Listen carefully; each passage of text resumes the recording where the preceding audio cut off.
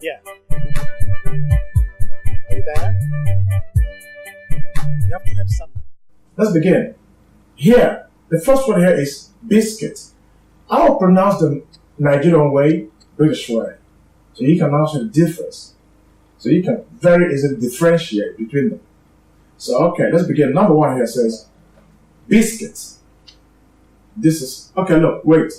Let's do it first Nigerian, then British. Biscuit, Nigerian. Biscuit, British. Salad, Nigerian. Salad, British. Granite, Nigerian. Groundnut, British. Vomit, Nigerian. Vomit, vomiting, vomited, British. Challenge, challenging, Nigerian. Challenge, challenging, British. Are you challenging me? Nigerian English will say, are you challenging me? This is a challenge you. If you challenge me again, I'll deal with you. Now, what's wrong with saying, if you challenge me again, I'll deal with you? This is challenging. Life is full of challenges. Are you challenging me? If you challenge me, I'll challenge you. There's a challenge here. My main challenge here is, things like that. We have challenges, not challenges. I feel challenged. I feel challenged. Okay, so now number 6 we say talent. Talent. Then, look, if you add ed to talent, you get talented. That's Nigerian English. You're not talented, you're talented. Talent is the key word. That is the base word or the root word. So from there you say, this guy is talented. Not talented. He is very talented. He is very talented. No. He is very talented. Good. Other words are Mr. Not Mr. Sister. Sister. Sister is Nigerian English. Now pay attention. Your sister in your house is sister. Your sister in the church. In the church. Look at me. Church. Church. I just said church. Your sister in the church is also sister. So, our sister Agnes in my church, my sister Jennifer or Janet in your house. Brother, the same thing. My brother in the church, my brother in my house, my own brother, my own blood brother. Daddy, not daddy. Mommy, not mommy. Comma, not comma. Comma means C-O-M-M-A. Comma, as in. So it's not comma. I was teaching some people and I said someone said comma. Some of them went and wrote comma in Word. That's bad. Number 7 here, paper. Mark the difference between paper and pepper. Paper is a piece of paper. As in this. But pepper is the one you use to cook or use in cooking. It's a sauce. So pepe is broken English. It's pidgin. So put pepe, that's pidgin. Add more pepper. British English. Then paper, a piece of paper. So I put the pepper in a piece of paper. Put the pepper in a piece of paper. Put the pepper used in cooking in a piece of paper used in writing. C. Don't worry about what your neighbor is going to say if you pronounce the word correctly. Don't worry about that. And those of you who go to the market and see these old women who sell pepper and all that, why you speak English to them? Speak vernacular to them. Speak your own language, your own mother tongue to them. It's not necessary to speak English where you don't need it.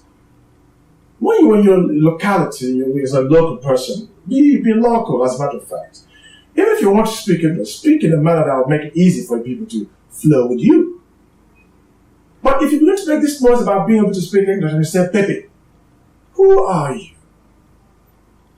Believe me, most Africans don't know it is pepper. They think it's Pepe. That's why you say Pepe soup. The white man doesn't know what you mean by Pepe soup. The white man has pepper sauce. So, yeah, that's it. Pepper sauce. Pepper sauce. Sauce. Pepper sauce. Not pepe sauce. You don't listen. That's the problem. When you don't concentrate, for you to know anything well, you must learn to sit down and concentrate. And the meantime, we're not concentrating, frankly, and I find it annoying. I would not be what I am today if I was not concentrating. Okay. So pepper, paper, paper, pepper. Number 9 says wrapper, as in WARPPER, wrapper. You tie it. Then number 10 said wrapper, the same thing, RAPPER. That's different spellings but pronounced same. Then 11 says injured. It's on the board there, injured. 12 says salon, not saloon. By the way, that 11 says injured. You're not injured. There was an accident and people were injured. No, they were not injured. They were injured. Then 2 kids said, be careful not to injure yourselves. You see, you have injured yourself, not you have injured yourself. No. This thing is simple. It's about paying attention. Okay. Next one says salon. Not saloon. In a salon where you make your hair. Salon. Plantain. Plantain. Beans with plantain, not plantain. Plantain is Nigerian English. You know, some people say, oh, well, we are Nigerians, we are free to speak English the way we want. Who said so? That's a lie. That's a lie. When you are deficient in something, admit it. The problem with us is we don't admit or appreciate that we're wrong. We seek one excuse or the other to escape blame. That's wrong. We must learn to take responsibility. I take responsibility when I should. I do. I'm not perfect. But I am asking you, sit down and pay attention. If you don't pay attention, you're not going to do anything fantastic. Seriously. Okay. Next one says, now look at the difference between planting and planting. Planting ends in G. Planting, the one you eat, ends in T-A-I-N, planting. This one ends in T-I-N-G, planting. So one ends in alveolar not sound. No, planting, if you like. But the other one ends in velar nasal. No, planting. It's in my language. It's also in my language. That sound. But here, the sound is it's a voiced sound. So planting, ing, planting. You see, this one stops here. Planting on the alveolar, or alveolar, if you like. The other one stops in the palate. No, in the velar, in the velar, just beyond the palate. So in the velar, that's why we call it velar nasal. We have 3 nasal sounds. So the velar nasal is the third one. Okay. Next one here says madam. Madam. Nigerian. Madam. That says good morning, madam. Excuse me, madam. Can I ask you something? 16 says papa. Papa is vernacular. Papa is English. Mama is vernacular. Mama. My mama. Meet my mama. My mama. My papa. Good. This one has 18 here says pupil. 18. Pupil. A lot of people have difficulty pronouncing that word correctly. Teachers have that difficulty. Students, private individuals. They say pupil, pupil, or some say pupil. No, there's a palatal there. If you say pupil, it's American. You say pupil, it's British. Why? The difference is the palatal you use. There's a J-like structure. This one is called palatal. It's one of our presidents. You said pupil. I'm a pupil here. It could be to be in primary school. I have told that nothing is not primary, it's primary. It's not secondary, it is secondary. So, it's pupil. Call me that pupil. I'm a pupil here. You want about pupils? Pupils, not pupils. Pupil, pupil. Good. Then the final one there and the most complex is contact. I'm going to go to the board and give an analysis.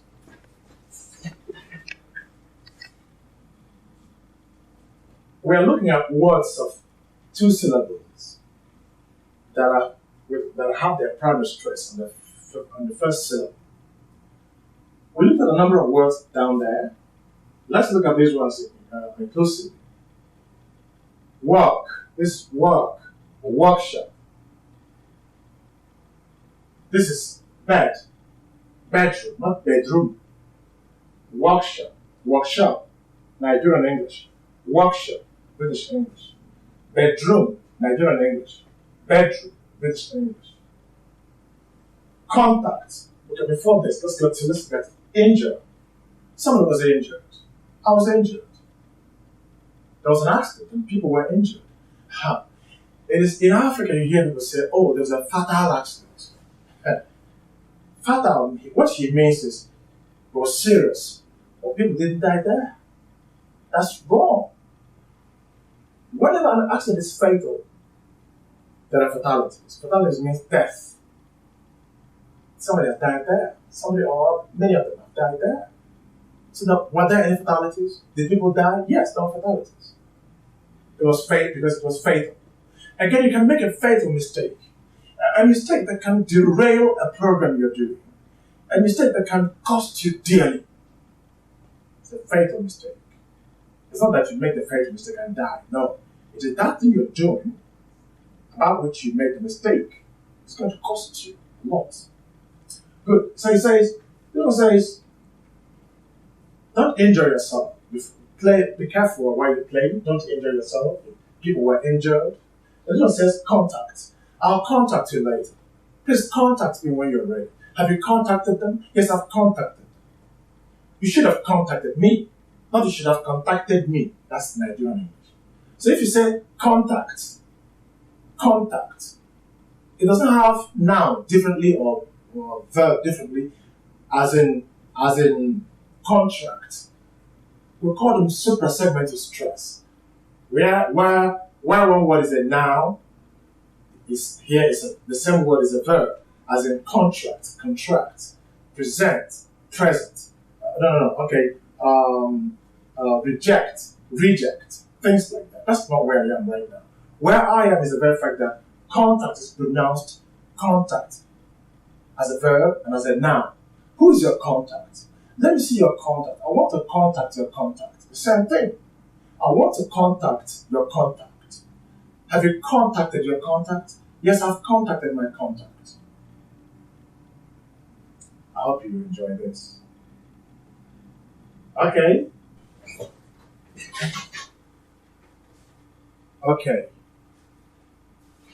I don't want to waste your time with some academic work, but the ones I'm going to use now are, compounds. These are words that contain 2 separate words. Bed and room is a compound word. And in pronunciation, most of them come from the first syllable to the second syllable, as in bedroom. Bedroom, Nigerian. Wardrobe, Nigerian. Wardrobe, British. Okay, I think they have numbers here. Let me use the numbers. They have number 1 says bedroom. Bedroom, Nigeria. Number 2, wardrobe, Nigeria. Wardrobe, British. Workshop, Nigerian. Workshop, British. Bathroom, Nigerian. Bathroom, that reminds me. Bathroom. I'm in the bathroom. Have you bathed? Have you bathed? Both are there. I was bathing when you came. I was bathing when you came.